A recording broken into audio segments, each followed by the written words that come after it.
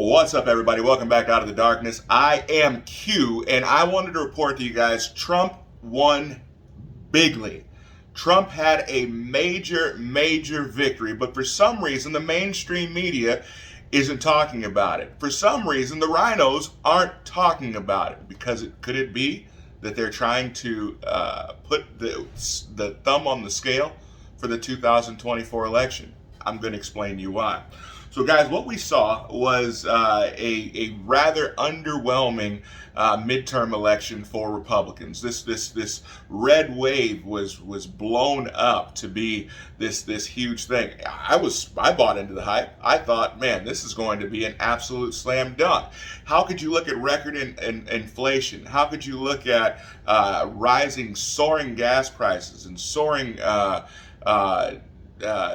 groceries and high energy cost? How could you look at all of that and failing schools and think, man, Biden's doing a fantastic job?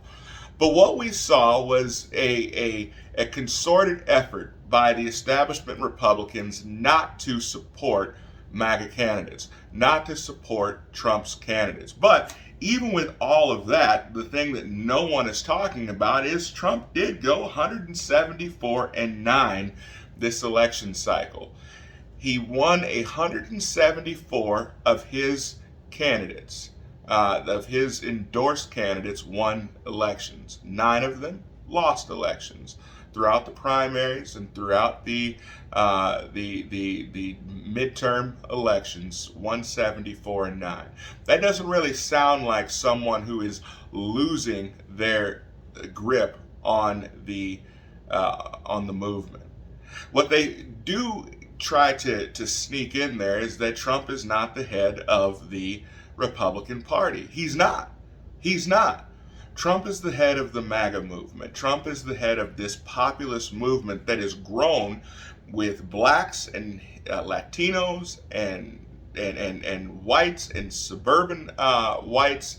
It has grown into something that the Republican Party never could be, and that is an inclusive populist movement. And these populist movements are taking hold all over the world. That makes him a marked man.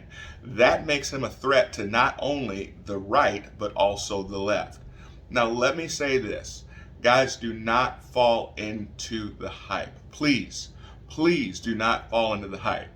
Immediately after we saw that races were not going the way that the experts told us they would, we saw not only huge dumps for Democrats in ballots, we saw huge ballot dumps like we saw in the previous election. But in addition to that, they were already saying Trump is done. Put a nail in the coffin.